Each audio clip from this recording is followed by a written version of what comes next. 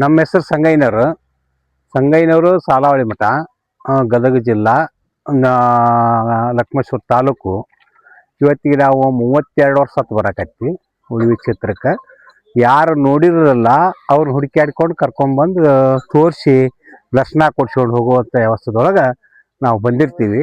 ಆದ್ರೆ ಅವತ್ತಿಗೆ ಇವತ್ತಿಗೆ ಭಾಳ ಗಜಗಜಾಂತರ ಫರಕ್ ಇವತ್ತು ಸುಧಾರಣೆ ಆಗೈತಿ. ರಸ್ತೆವು, ಪ್ರಸ್ತಾದ್ದು ಎಲ್ಲ ಪ್ರತಿಯೊಂದು ದೇವಸ್ಥಾನ ಅವತ್ತಿನಕ್ಕಿಂತ ಇವತ್ತು ಭಾಳ ಸುಧಾರಣೆ ಆಗೈತಿ. ನಾವು ಯಾವಾಗ ಬಂದರೂ ಎತ್ತು ಚಕ್ಕಡಿ ಕೂಡ ತೊಗೊಂಡು ಬರ್ತೀವಿ. ಜೇಂಟು ಅಂದ್ರೆ ಎಲ್ಲಿವರೆಗೆ ನಡಿತೇವೆ ಅಲ್ಲಿವರೆಗೆ ನಡೆಸ್ಕೊಂಡು ಬರ್ತೀವಿ. ಅಲ್ಲಿದ್ದಾಗ ಇತ್ತಾಗ ಅರ್ಧ ದಾರಿ ಬಂದು ಟ್ಯಾಕ್ಟರ್ ಹತ್ತಿಸ್ಕೊಡ್ತೀವಿ.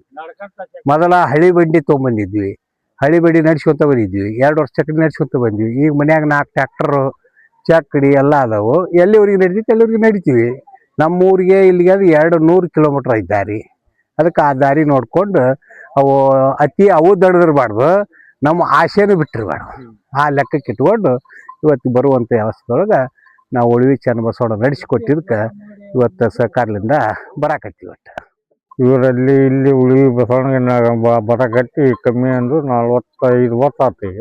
1 ವರ್ಷ ಮೆರವಣಿಗೆ, 1 ವರ್ಷ ಹಂಗಾಗ ಟ್ಯಾಕ್ಟರ್ ತೊಗೊಂಬರೋದು.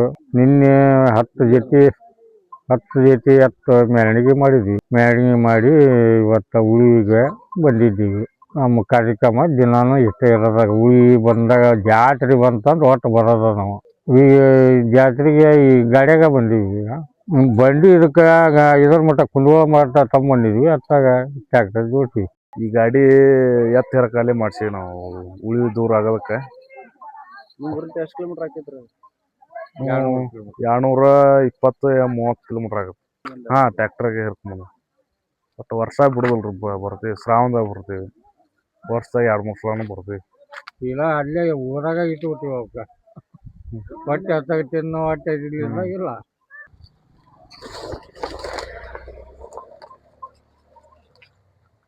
ಒಂದು 2 ಅಲ್ಲ, ಒಂದು 4 ಐತ್ರಿ ಅದ್ರಾಗ.